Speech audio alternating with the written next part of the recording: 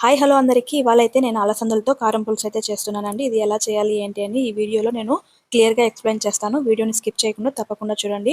నేనైతే red colour అలసందలు అయితే తీసుకున్నాను. మీ దగ్గర రెడ్ అవైలబుల్‌లో లేదు అనంటే వైట్ కలర్ ఉంటుంది. అవి కూడా తీసుకొని వాటితో కూడా చేసుకోవచ్చు. 2 టేస్ట్ ఒకటిగానే ఉంటుంది.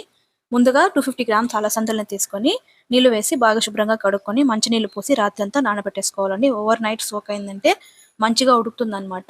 అట్లా లేదు మాకు టైం లేదు అని అనుకున్నప్పుడు మీరు ఒక 3-4 అవర్స్ కంపల్సరీ నానబెట్టాలి. అప్పుడే మనకు పులుసు అనేది బాగా వస్తుందనమాట.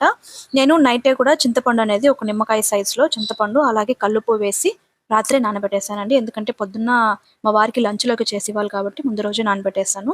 సో, మీరు మార్నింగ్ లేసి చూసారంటే ఈ విధంగా కొంచెం మెత్తబడి ఉంటుందనమాట. వాటన్నింటిని ఒక ప్రెషర్ కుక్కర్‌లో వేసి కొద్దిగా కల్లుప్పు, వాటర్ అనేది అందులో వేసి ఒక 3 విజిల్స్ సరిపోతుంది. అంటే నా కుక్కర్ సరిగ్గా రాదు కాబట్టి నేను 4 విజిల్స్ అయితే పెట్టుకున్నాను. మీది పక్కాగా వస్తుంది అనంటే 2-3 విజిల్స్ అయితే పెట్టుకుంటే కరెక్ట్‌గా ఉంటుందనమాట. అది విజిల్ వచ్చే లోపల మనమైతే గ్రేవీకి ఏం కావాలో అది ముందుగా ప్రిపేర్ చేసుకుందాం. పాన్ పెట్టి ఆయిల్ వేసి ఆవాలు, జీలకర్ర, కొద్దిగా మిరియాలు, కరివేపాకు అలాగే సన్నగా చాప్ చేసి పెట్టుకున్న ఆనియన్, టమాటో వేసి బాగా ఫ్రై చేసుకోవాలండి. కొద్దిగా పసుపు, సాల్ట్ అనేది వేసుకోండి. అంటే సాల్ట్ ఆల్రెడీ మనం గ్రేవీలో యాడ్ చేసాం కాబట్టి నైటే నానబెట్టేసాం కదా! అందులో సాల్ట్ ఉంటది.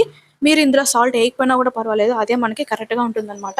ఇన్‌కేస్ మనకు సరిపోలేదు అంటే మళ్ళీ ఫైనల్‌గా కూడా అడ్జస్ట్ చేసుకోవచ్చు. కొంచెం కరివేపాకు, పసుపు వేసి టమాటో, ఎర్రగడ్డ అనేది కొంచెం మెత్తబడేంత వరకు మనం ఉడికించుకోవాలన్నమాట. అది మెత్తబడిన తర్వాత ఆయిల్ కొద్దిగా పైకి తేలుతూ ఉంటుందన్నమాట. ఆ టైంలో మనం వచ్చేసి వెల్లుల్లి ఉంటుంది కదా! దాన్ని పొట్టుతో సహా దంచి అందులో వేసుకున్నామంటే టేస్ట్ బావుంటుంది. అలా మీకు నచ్చదు అనుకుంటే పొట్టు తీసేసి కూడా వేసుకోవచ్చు. మనం ముందుగా కలిపి పెట్టుకున్న చింతపండు పులుసు ఉంటుంది కదా! దాన్ని కూడా అందులో వేసి మనకు గ్రేవీ ఏ కన్సిస్టెన్సీలో కావాలో థిక్‌గానా లేదా పల్చగానా అనేసి మనం వాటర్ అనేది అడ్జస్ట్ చేసుకోవచ్చు. మేమైతే పల్చగానే తింటామండి. చాలామంది కొంచెం థిక్ కన్సిస్టెన్సీ ఇష్టపడతారు. అలాంటప్పుడు మీరు ఇంకొంచెం బాయిల్ చేసి ఉడికించుకున్నారంటే గ్రేవీ అనేది మనకి చిక్కబడుతుంది. ఇలా మంచిగా బాయిల్ అవుతున్నప్పుడు మాత్రమే మనం ముందుగా ఉడికించుకున్న అలసందలు ఉంటుంది కదా! అది కూడా వాటర్‌తో సహా అందులో ఏసుకోవాలి.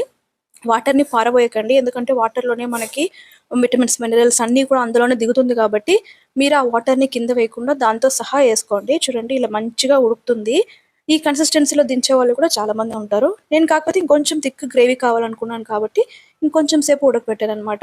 మీరు ఒక పప్పు పట్టి చూసారంటేనే మనకి బాగా తెలుస్తుందనమాట ఉడికిందా లేదా అనేసి. ఆ టైంలో మీరు దించేసుకోవచ్చు. కొత్తిమీర అయితే ఫైనల్‌గా యాడ్ చేసుకోండి. నా దగ్గర లేదు కాబట్టి నేను స్కిప్ చేశాను. మీ దగ్గర ఉంటే కంపల్సరీ యాడ్ చేసుకోండి. ఫ్లేవర్ అండ్ టేస్ట్ కూడా చాలా బావుంటుందనమాట. ఈ విధంగా మీరు కూడా ఒకసారి ట్రై చేసి ఎలా వచ్చిందో నాకు తప్పకుండా కామెంట్ చేయండి. వీడియో నచ్చిందంటే లైక్ చేసి ఛానల్‌ని తప్పకుండా సబ్స్క్రైబ్ చేసుకోండి.